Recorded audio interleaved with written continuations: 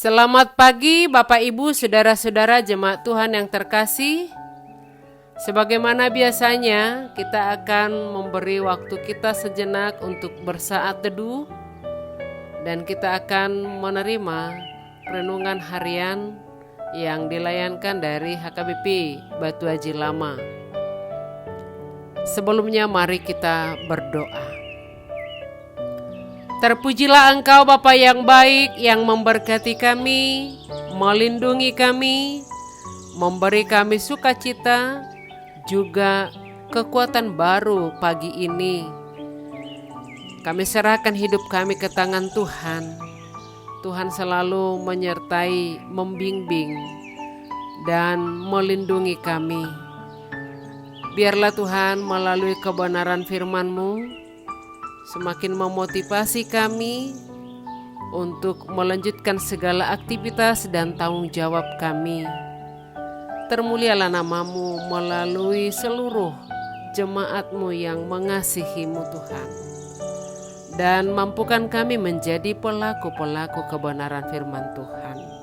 Ampuni kami Bapa dan terimalah doa kami. Di dalam nama Yesus kami berdoa dan mengucap syukur. Amin. Bapak Ibu Saudara-saudara jemaat Tuhan yang terkasih, hari ini Jumat 24 Maret 2023, nats renungan kita tertulis di Galatia 3 ayat 26. Demikian firman Tuhan. Sebab kamu semua adalah anak-anak Allah karena iman di dalam Yesus Kristus. Galatia 3 ayat 26 didok songonon. Ai saluhut dohamu anak ni debata marhite-hite haporsiaon di Kristus Yesus. Demikian firman Tuhan. Bapak Ibu jemaat Tuhan yang terkasih, Rasul Paulus menyampaikan surat ini ke jemaat yang di Galatia, menekankan bahwa orang percaya di dalam Yesus adalah anak-anak Allah karena iman. Ketika Allah mengutus anaknya untuk menebus kita menjadi keluarga melalui darahnya yang tercurah di kayu salib untuk pengampunan dosa kita.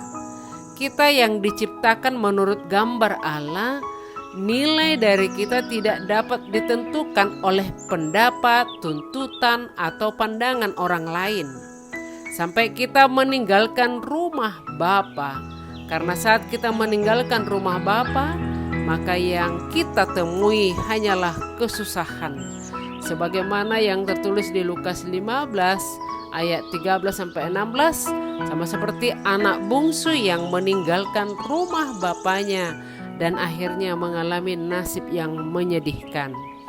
Bapak Ibu Saudara-saudara jemaat Tuhan yang terkasih, adopsi adalah ketika seseorang yang bukan orang tua biologis seorang anak mengambil hak asuh atas anak tersebut. Hal yang menakjubkan. Tindakan kasih yang seringkali membantu anak-anak yang terjebak dalam situasi sulit mendapatkan perhatian yang mereka butuhkan.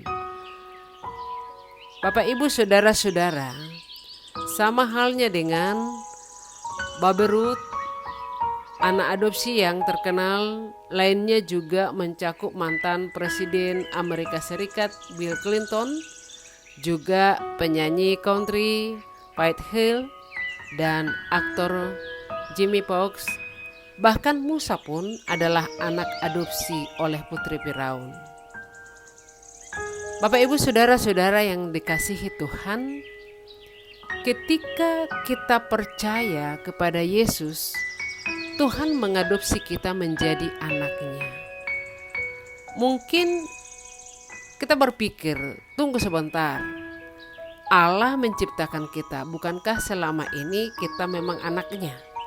Justru sebaliknya, karena dosa-dosa kita memulai hidup sebagai musuh Allah. Itu bisa kita renungkan juga di Rom 5 ayat 10. Tanpa Yesus kita adalah anak yang harus dimurkai.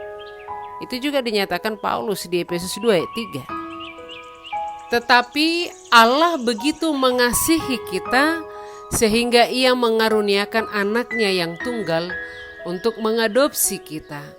Efesus 1 ayat 5 berkata, dalam kasih Ia telah menentukan kita dari semula oleh Yesus Kristus untuk menjadi anak-anak-Nya, sesuai dengan kerelaan kehendak-Nya. Entah kita datang dari latar belakang keluarga yang baik atau hancur, yang pasti kita memiliki Bapa Surgawi yang mengasihi kita, yang benar-benar mengadopsi kita menjadi anak melalui iman di dalam Yesus, dan membanjiri dengan berkat-berkat rohani baik di kehidupan kini maupun di kehidupan yang akan datang. Bapak, Ibu, saudara-saudara jemaat Tuhan yang terkasih, ketika kita percaya kepada Tuhan, maka status kita diubah menjadi anak-anak Allah. Kita yang telah dibaptis dalam Kristus, yaitu yang telah meninggalkan hidup kita yang lama, maka kita akan mengenakan Kristus dalam hidup kita. Firman Tuhan di dalam 2 Korintus 5 ayat 17 jelas mengatakan, jadi siapa yang ada di dalam Kristus, ia adalah ciptaan baru, yang lama sudah berlalu, sama seperti nyanyian lain dulu, lain sekarang, kini hidup di dalam Tuhan. Berkat yang melimpah diberikannya ketika kita telah dibaptis dalam Kristus. Bapak, Ibu, saudara-saudara, maka kita pun hidup bukan hanya bagi diri kita sendiri, melainkan harus hidup bagi Tuhan. Sebagai anak-anak Allah, kita beroleh hak-hak istimewa. Seorang anak pasti tinggal serumah dengan bapaknya, sehingga tidak ada hal yang perlu dirisaukan atau ditakutkan, karena semua yang diperlukan pasti disediakan. Bapak, Ibu, saudara-saudara yang terkasih, apa yang Bapak punya, anak pun memilikinya juga, seperti kata ayah kepada si sulung dalam perumpamaan anak yang hilang. Anakku, engkau selalu bersama-sama dengan aku, dan segala kepunyaanku adalah kepunyaanmu. Bapak, Ibu, saudara-saudara, berada di rumah Bapa berarti kita menjadi objek pencurahan kasih-Nya. Perhatian dan pemeliharaan Tuhan kepada anak-anak-Nya seperti hubungan gembala dengan domba-dombanya. Tuhan adalah gembala yang agung kita, dan sebagai gembala Ia mengenal dengan baik domba-dombanya. Daud merasakan hal itu. Takkan kekurangan aku. Ia membaringkan aku di padang yang berumput hijau. Ia membimbing aku ke air yang tenang. Ia menyegarkan jiwaku. Ia menuntun aku di jalan yang benar oleh karena namanya. Itu dituang di Mazmur 23 ayat 1-3. Bapak, Ibu, saudara-saudara yang terkasih, namun ada yang tidak boleh kita lupakan, bahwa sebagai anak kita pun tidak luput dari didikan dan hajaran Bapa. Di manakah terdapat anak yang tidak dihajar oleh ayahnya? Hai anakku, janganlah anggap enteng didikan Tuhan, dan janganlah putus asa apabila engkau diperingatkannya. Oleh karena Tuhan menghajar orang yang dikasihinya, dan Ia menyesah orang yang diakuinya sebagai anak.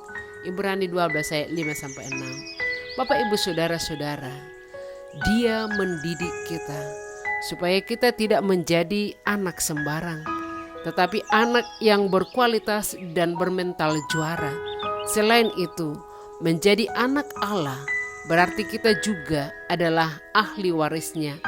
Kita berhak menerima segenap semuanya yang dijanjikan Tuhan kepada kita, baik untuk waktu sekarang maupun saat kita masih hidup di dunia, dan juga di waktu yang akan datang, yaitu mewarisi kerajaan sorga.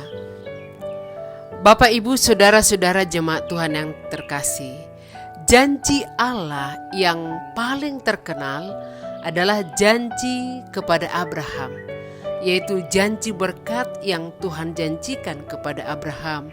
Abraham mewujudkan janji-janji Tuhan di dalam komitmen, kesetiaan, dan imannya kepada Tuhan Allah.